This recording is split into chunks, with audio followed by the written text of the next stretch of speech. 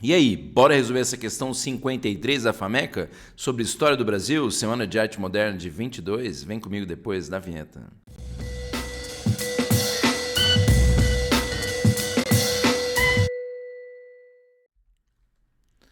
Fala, sou louca, seu louco, o Prof. André do História em Casa nessa resolvidinha do saber, porque a gente vai para mais uma resolução aí da Fameca, mas antes de continuar, é claro, já dá aquele like esperto agora, já no começo do vídeo, para ajudar a divulgar o canal aí, porque com o seu like o YouTube vai espalhar aí a palavra do Prof. André como um canal legal aí, com resoluções interessantes, com comentários muito loucos aí sobre história e polêmicas e os temas atuais aí. Mas também se inscreva no canal se ainda não é inscrito, ativa o sininho se ainda não ativou aí para receber, né, as notificações aí de vídeos novos, assim como esse vídeo dessa questão aqui sobre justamente história do Brasil. Vamos lá então aí com o fato da semana de 22, então é Semana de Arte Moderna de 22, né? Ter sido pensada como parte das comemorações do centenário da independência. Lembra, né? Estamos falando de 1922, Semana de Arte Moderna de 1922. E nós temos o centenário da independência, né? Que lembra 100 anos antes, então, lá em 1822, 7 de setembro, né? De 1822, com Dom Pedro I, né? Ou Dom Pedro ainda, né? O príncipe regente Dom Pedro, e a proclamação da independência.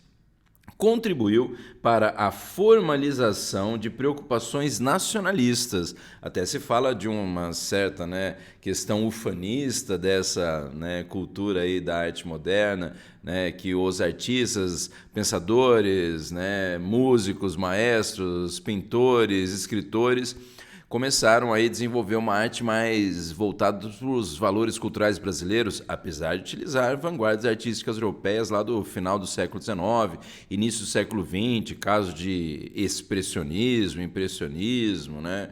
E por aí vai. Mas aí nós temos também que sempre estiveram presentes nas discussões. Está aí Jorge Schwartz em Vanguardas Latino-Americanas, polêmicas, manifestos e textos críticos. Até lembro de Manifesto Antropofágico, Manifesto para o Brasil. É claro que, né, se tivesse um logotipo a Semana de Arte Moderna de 22, ia ser o Abapuru lá também da Tarsila do Amaral, né? Mas lembrando aí, então, a participação Oswald de Andrade, Mário de Andrade, Menotti Del Picchia, poeta, Heitor Villa-Lobos, maestro, a própria Tarsila do Amaral e tal. Mas aí vai lá.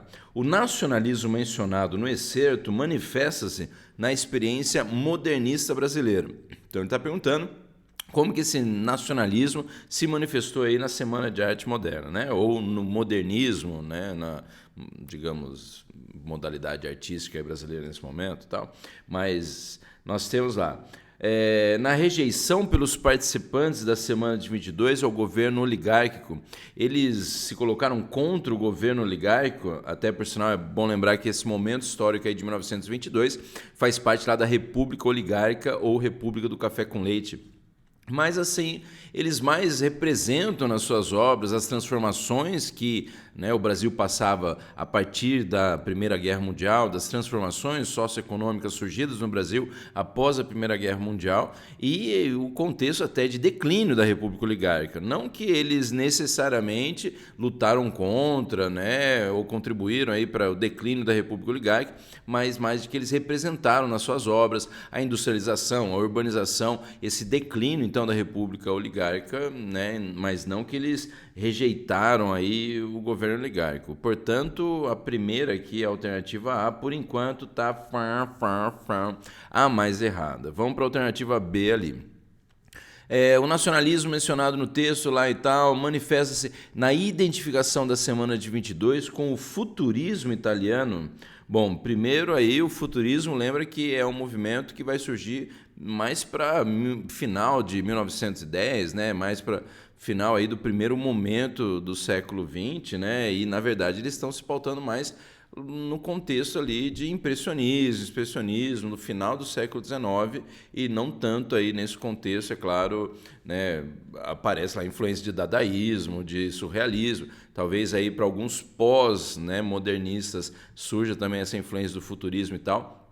Mas, além disso tudo, né, do contexto, digamos, cronológico ali, do futurismo, da influência sobre o modernismo, como é que você vai falar de, né, o nacionalismo sendo manifestado através do futurismo italiano? Né? Então, mas não é isso aí, não. Está errada essa alternativa B, mas ela está belamente errada. Vamos para a alternativa C. O nacionalismo aí manifestou-se na crítica à monarquia e na defesa do projeto republicano. Não há essa crítica à monarquia e nem a defesa do projeto republicano aí nas obras modernistas. O que eles fazem mais justamente exaltar lá os valores culturais brasileiros, né? Também a questão da música, das várias etnias que compõem a raça brasileira, né? Ou a civilização brasileira, a ideia de não só, é claro, o indígena, o negro também, o afrodescendente, por aí vai. Né? Então, assim, não é uma questão política, é mais cultural aí, e eles não fazem essa crítica à monarquia, né, que já estava desde 1889, lá do 15 de novembro de 1889, já tinha caído por terra, né? E não faz essa defesa do governo republicano, não. Então, portanto, a alternativa C está certamente errada aí. Alternativa D. Esse nacionalismo manifesta-se no romantismo literário e na revalorização dos indígenas.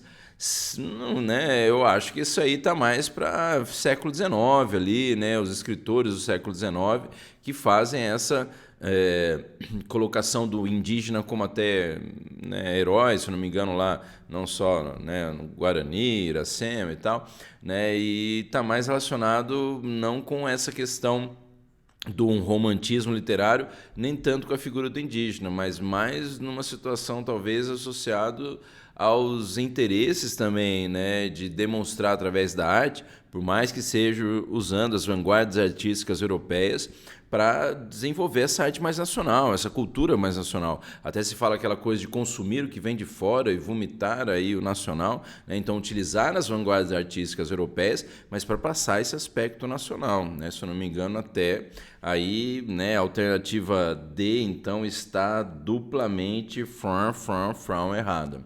Alternativa E. Acho que é essa, professor. Falei, por quê? Você falou que as outras todas estavam erradas. Pô, não é assim. Mas vai lá. Letra E.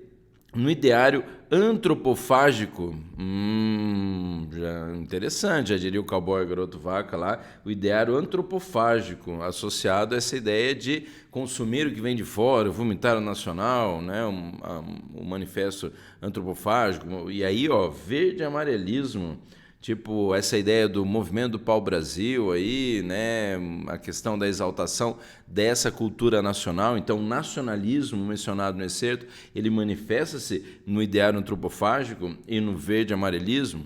Sim, né? E lembra também que ainda a gente tem até, dentro da Semana de Arte Moderna, a participação também daquele cara que não é bem um doce de pessoa, que é o Plínio Salgado, né? Jornalista, intelectual na época lá, associado ao movimento de valorização da arte nacional, também chamado de ANTA, não um animal que é a cara do Brasil, né? Mas que depois lá o Plínio Salgado acabou organizando, né, a chamada AIB, Ação Integralista Brasileira, basicamente um movimento de extrema-direita nacionalista, né, a exemplo do movimento fascista, a gente poderia falar aqui, né, no Brasil lá da década de 20, ou melhor, né, surgindo aqui na década de 30. Então, é posterior aí, né? Então, voltando a A e B do Plínio Salgado, que está relacionado lá ao governo do Getúlio Vargas, governo constitucional do Vargas. Então, a correta é justamente a alternativa E, até nem falei, mas, né, segundo o cowboy, a mais interessante, então, aí a alternativa, né? Mas é isso aí, espero que você tenha gostado dessa resolução da questão aí, então, 53, tenha entendido, e escreva no comentário aí se você está entendendo as questões, se você vai prestar FAMECA em breve, o que você está achando, então, aí dessas, né, questões do jeito que são cobradas aí, né, esses temas e por aí vai. É isso aí, até a próxima resolução. Falou, valeu!